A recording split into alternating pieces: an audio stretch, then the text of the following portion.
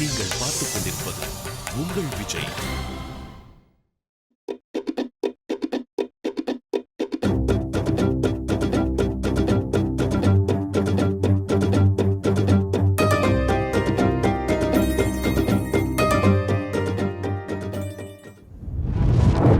Tamil cinema பல கலைஞர்களுக்கு உயிர் கொடுத்திருக்கிறது. தமிழ் சினிமாவிற்கே தம் நடிப்பால் உயிர் கொடுத்தவர் நடிகர் திலகம் சவாலியே சிவாஜி கணேசன். கம்பன் வீட்டு கட்டுத்தறியும் கவிபாடும் என்னும் சொல்லுக்கிணங்க அன்னை இல்லத்தின் அடுத்த வாரிசும் அம்பாரி ஏறி இருக்கிறார் இயக்குனர் பிரபு சாலமனின் கரங்களை பற்றி.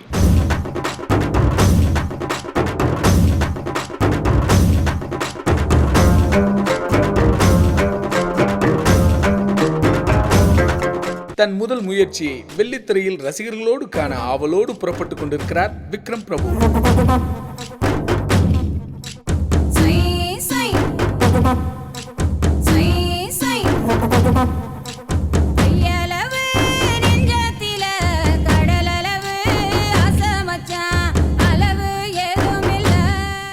ஃபர்ஸ்ட் டே ஃபர்ஸ்ட் ஷோக்கு போயிட்டுருக்கேன்.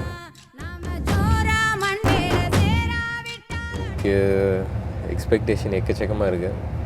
அஃப்கோர்ஸ் வீட்டில் வந்தவங்க எல்லாம் தாத்தா அப்பா அவங்களோட ஃபேன்ஸு எல்லாமே என்னை வந்து இன்றைக்கி ஒரு ஃபேமிலியாக தான் பார்க்குறாங்க.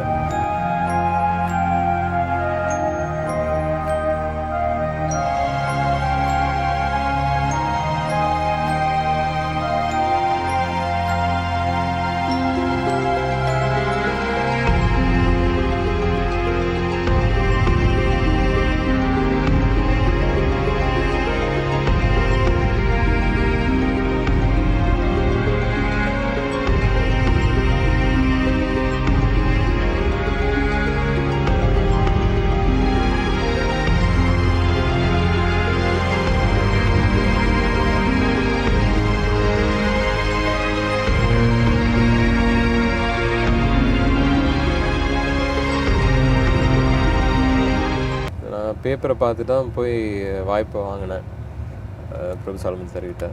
அவர் சொல்லியிருந்தார், இது இப்படி 6 மாதமாக ஒரு ஹீரோவை தேடிக்கிட்டு இருக்கேன் அப்படின்னு சொல்லிட்டு படிச்சுட்டு இது யானையை பற்றி ஒரு கதைன்னொன்னே ஆஹா நல்லா இருக்கே, இது கேட்க போதே நல்லா இருக்கே, இது இந்த படத்தில் இருந்தால் நல்லாயிருக்கும் இன்னும் அப்படின்னு சொல்லிட்டு போய் எந்த ஒரு இது இல்லாமல் போய் மீட் பண்ணேன். ஒரு எக்ஸ்பெக்டேஷனே இல்லாமல் போய் தான் மீட் பண்ணேன் அவரை. அந்த படத்தில் சான்ஸ் தருவாரா என்ன, இது அதெல்லாம் பற்றி நான் யோசிக்கல. டீம் என்னை எக்ஸெப்ட் பண்ண உடனே ஒரு ஃபேமிலி யூனிட்டில் எக்ஸெப்ட் பண்ண மாதிரி இருந்துச்சு.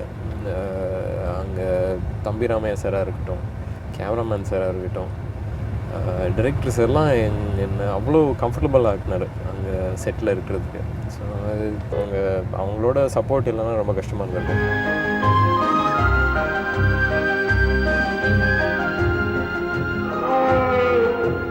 ரஜினி சாரோட பிறந்தநாள் போயிருந்தோம், அப்பாவும் நானும் போனோம், போய் அங்கிளை மீட் பண்ணோம்.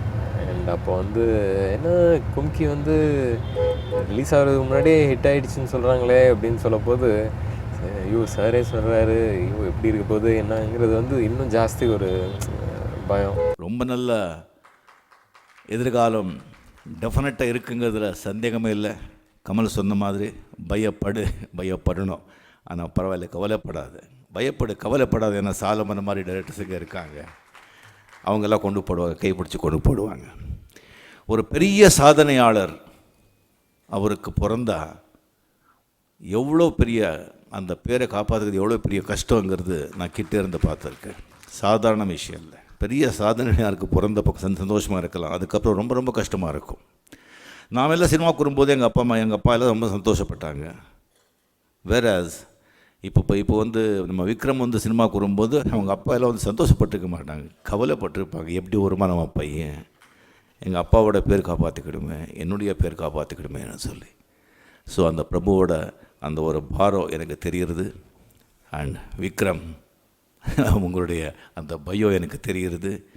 கவலையப்பட வேண்டாம், கடவுள் இருக்கா, உங்கள் தாத்தா இருக்கார், பக்கத்துலேயே உங்கள் அப்பா இருக்கார், கமல் மாதிரி நம்மள மாதிரி நம்ம சினிமா உலகமே இருக்குது, உங்களை கைப்பிடிச்சி கொண்டு போகும். ஒன்றும் கவலைப்பட வேண்டாம். சொல்லிட்டேனே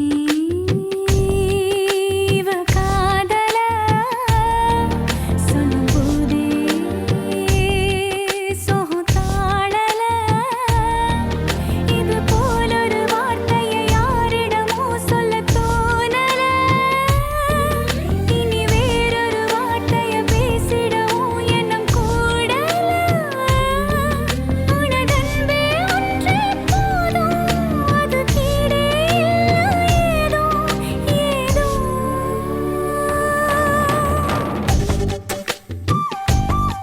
ஷாட் ஜோக் ஃபால்ஸ் மலை உச்சியில் போய் அது எங்கே எப்படி போய் அந்த இடத்துக்கே போக முடியாது. அந்த ஒரு சர்டன் சீசனில் தான் அந்த இடத்துல தண்ணியே ஓடாது. ஒரு காடாட்டம் இருக்கும், தண்ணி ஓடிட்டு இருக்கும், அது உள்ளாரெலாம் இறங்கி உள்ளார போய் ஷூட் பண்ணோம். ஸோ ஆனால் அந்த ஒரு பியூட்டி வந்து உங்களுக்கு விஷுவலாக தெரியணும், காமிக்கணுங்கிறதுக்காக அது போய் மெனக்கெட்டு ஷூட் பண்ணோம்.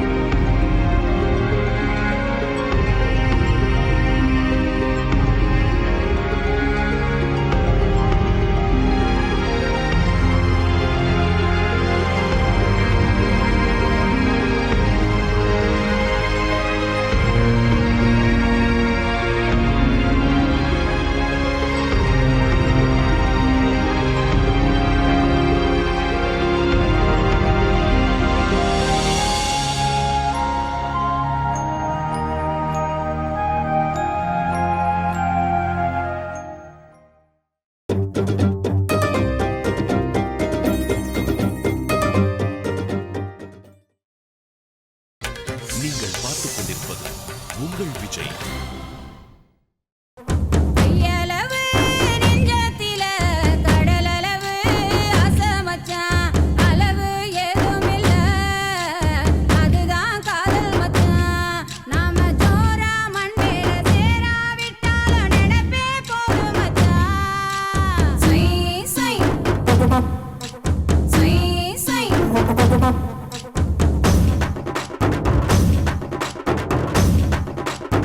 ரெண்டு வருஷம் ஆச்சு படம் ஆரம்பிச்சு. எப்படா வரும்னு இருந்துச்சு. பொதுவாக எக்ஸாம் டென்ஷனாட்டம் இருக்குது. ஆனால் எக்ஸாம்லாம் ஐயோ வரவே கூடாதுன்னு யோசிப்போம். ஆனால் இது வந்து எப்போ வரும்னு இருக்கு. இன்றைக்கி வந்துருச்சு. இன்றைக்கி ஃபஸ்ட் டே, ஃபஸ்ட் ஷோக்கு போயிட்டுருக்கேன். என்ன எக்ஸ்பெக்ட் பண்ணுறதுன்னு தெரியாமல் தான் இருக்கேன். ஆனால் இருந்தாலும் எனக்கு தெரியும் ஒரு எக்ஸ்பெக்டேஷன் எந்த அளவுக்கு ஜாஸ்தியாக ஆகிருக்கு சாங்ஸ்லேருந்தே. அது நம்ம வந்து கட்டி காப்பாற்றணுங்கிற மாதிரி இருக்கு. முன்ன பின்ன யோசிக்காம பொட்டில் அடிச்ச மாதிரி அந்த பொண்ணுகிட்ட கல்யாணம் பண்ணிக்கிறியான்னு கேட்டீங்கல்ல, இது வரைக்கும் அவ ஏதாவது பதில் சொன்னாலா? நீ எப்ப புள்ள சொல்ல போற, தப்பென்ன செஞ்சே தள்ளி போற. சின்ன வயசுலேருந்து எவ்வளோ ஆசைப்பட்டிருக்கேன். அதெல்லாம் கிடச்சிருச்சா?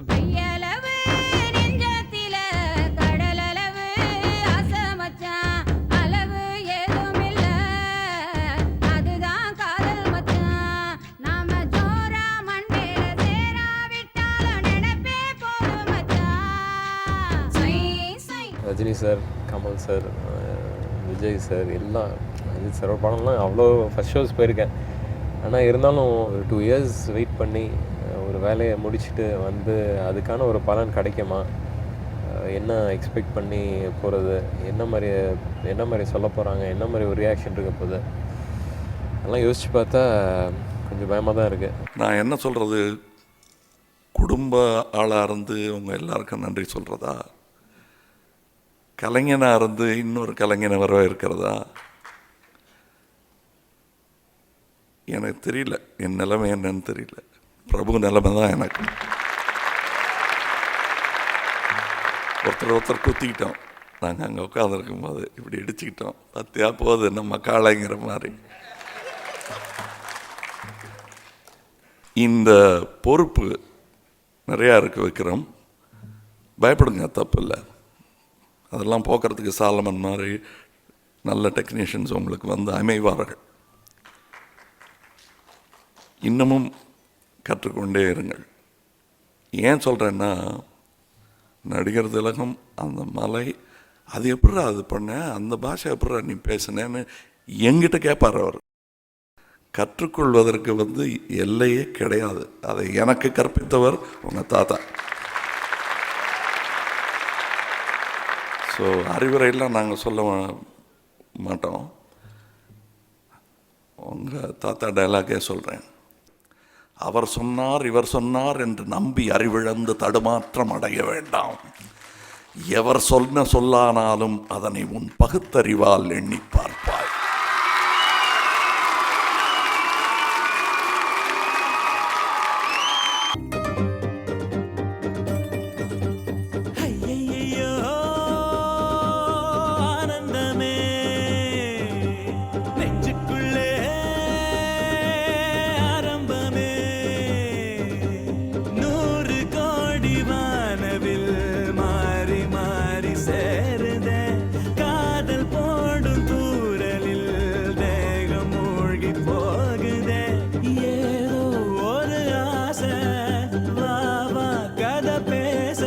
டைரக்டர் சார் நல்லா செஞ்சுருக்காரு. பாட்டு ரொம்ப நல்லா இருக்குது. விஷுவல்ஸ்லாம் கலக்கியிருக்காரு சுகுமார் சார். ஸோ நம்ம வேலையை பற்றி மித்தவங்க சொன்னால் தான் நம்மளுக்கு தெரியும்.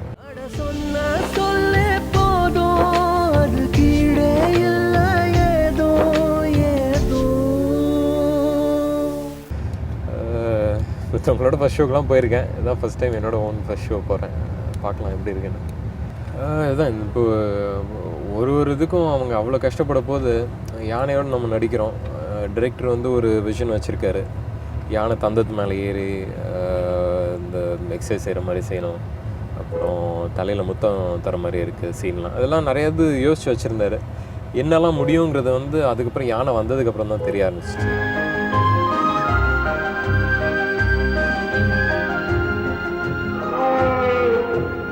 யானை தந்தத்தில் ஏறுங்கன்னு சொல்லிவிட்டு அது ஃபஸ்ட்டு யானைக்கு தெரியாதே தூக்கி தரணும்னு. ஸோ அந்த மாதிரிலாம் அது ஒரு ஹேர்டில் இருந்துச்சு. யானையும் கற்றுக்கணும் நான் எப்படி செய்ய போகுதுங்கிறது வந்து. ஏன்னா பாகன் கூட இந்த மாதிரி செஞ்சதில்லை. தந்தத்து மேலே ஏறி இந்த முத்தம் கொடுக்குறது அதெல்லாம் செஞ்சோன்னா ஒரு ராமையா சார் எல்லாம் கேமராமேன் சார்லாம் சொன்னாங்க, நிச்சயம் இதை வந்து தேட்டரில் ரசிப்பாங்க, இதுக்காகவே உங்களுக்கு பேர் கிடைக்கும் அப்படிலாம் சொல்லப்போ இது சந்தோஷமாக இருந்துச்சு. ஏன்னா அது ஒரு ஹார்ட் ஒர்க் தான். பொண்ணை பார்த்ததுலேருந்து என்னென்னமோ பண்ணுதுடா. என்ன பண்ணுதுங்க? ஒன்னும் புரியல, சொல்ல தெரியல, கண்ணு மொழியில, கண்ட அழகுல ஆசை கூடுதே. உச்சந்தலையில உள்ள நரம்புல 10 விரலில தொட்ட நொடியில சூடு ஏறுதே. கவிதைன அப்படியே அருவி மாதிரி கொட்டுது. என்ன ஏன்டா கொட்டாது? இந்த மாதிரி நிறைய இருக்குடா. ஐயையோ ஆனந்தமே நெஞ்சுக்குள்ளே ஆரம்பமே. என்னோட டீமோட நான் இன்றைக்கி போகல, தனியாக தான் போகிறேன் இன்றைக்கி.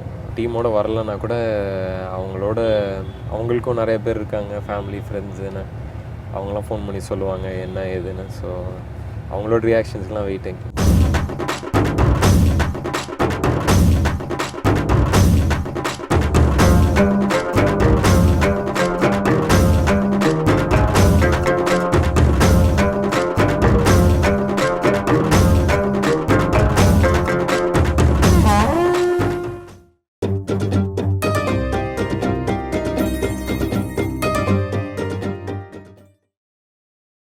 நீங்கள் பார்த்துக் கொண்டிருப்பது உங்கள் விஜய்.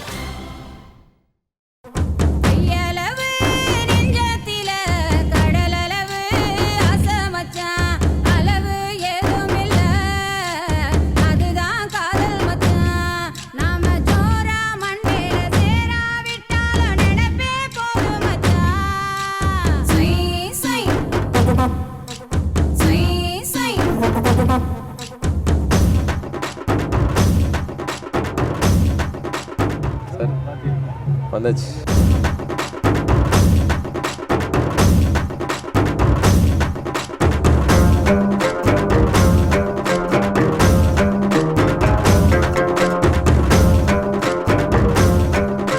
எக்ஸ்பெக்டேஷன் ஜாஸ்தி. அது ஃபுல்ஃபில் பண்ணோம். ஸோ பார்க்கலாம் எப்படி இருக்குன்னு.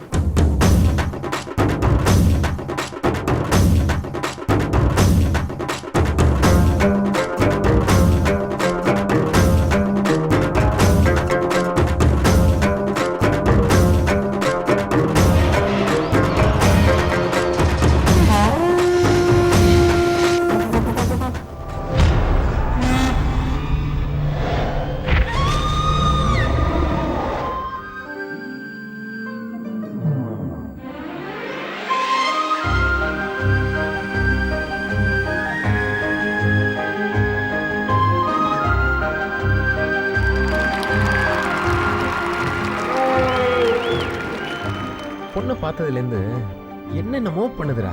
என்ன பண்ணுதுங்க? ஒன்னும் புரியல, சொல்ல தெரியல, கண்ணு மொழியில, கண்ட அழகுல ஆசை கூடுதே. உச்சந்தலையில உள்ள நரம்புல 10 விரலில தொட்ட நொடியில சூடு ஏறுதே. கவிதைன அப்படியே அருவி மாதிரி கொட்டுது. என்ன ஏன்டா கொட்டாது? இந்த மாதிரி நிறைய இருக்குடா. ஐயையோ ஆனந்தமே நெஞ்சுக்குள்ளே ஆரம்பமே. முன்ன பின்ன யோசிக்காம பொட்டில் அடிச்ச மாதிரி அந்த பொண்ணுகிட்ட கல்யாணம் பண்ணிக்கிறியான்னு கேட்டீல்ல? இது வரைக்கும் அவ ஏதாவது பதில் சொன்னாளா? நீ எப்ப புள்ள சொல்ல போற தப்பென்னு செஞ்சே தள்ளி போற. சின்ன வயசுலேருந்து எவ்வளோ ஆசைப்பட்டிருக்கேன். அதெல்லாம் கிடச்சிருச்சா? கையளவு நெஞ்சத்தில கடலளவு ஆசை மச்சான்.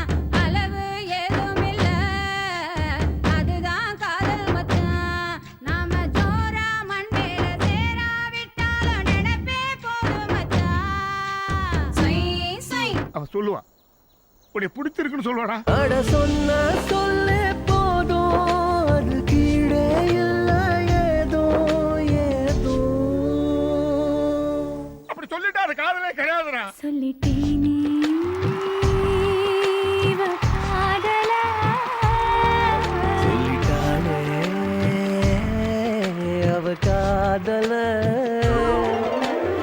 ஊருக்குள்ள விஷயம் தெரிஞ்சிச்சு. எங்க பாட்டேன் பூட்டேன் அத்தனை பேரும் பாறையை வெட்டி கல்ல வெட்டி காலியாக்கி வச்சிருப்பேன். நீங்க கூறு போட வருவீங்களோ? இந்த மாதிரி நம்பிக்கை துறைக்கு நாங்க மன்னிக்கவே மாட்டேயா. நீங்களாம் பெரிய காதல் குறிப்பாட. ஊரை பத்தி விவரம் தெரியாம வார்த்தையை விடாத. அறுவடைக்கு முன்னால ஒவ்வொருத்தரா கொம்பங்கிட்ட மிதிப்பட்டு சாக போறீங்க. இந்த வருஷம் ஒரு கும்கி யானை கூட வச்சுக்கிறோம். அறுவடை நல்லபடியா பண்றோம்.